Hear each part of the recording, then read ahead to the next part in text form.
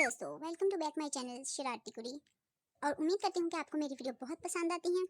लड़की वाले, हमें ऐसी लड़की चाहिए जो ज्यादा खाती पीती ना हो, हमेशा चुप रहे और शोहर की सुने। लड़की वाले, ऐसी लड़की तो आपको सिर्फ आईसीयू में ही मिलेगी।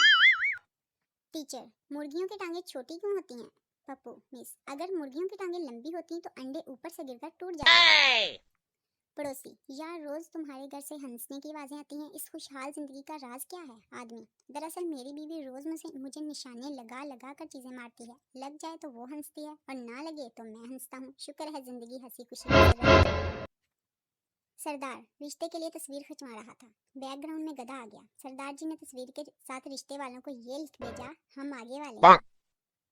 एक सरदार पानी में डूब रहा था कि इसके हाथ में मछली आ गई। सरदार ने मछली को बाहर फेंकते हुए कहा, मैं तो वैसे भी डूब रहा हूँ, तुम्हें तो बचा लो।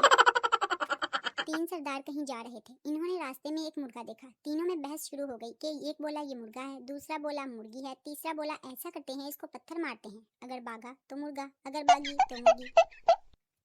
शोहर, ये आलू के परांठों में आलू तो नजर ही नहीं आ रहे। बीवी, चुप कर कर खाओ, क्या कश्मीरी पुलाव में कश्मीर नजर आता है?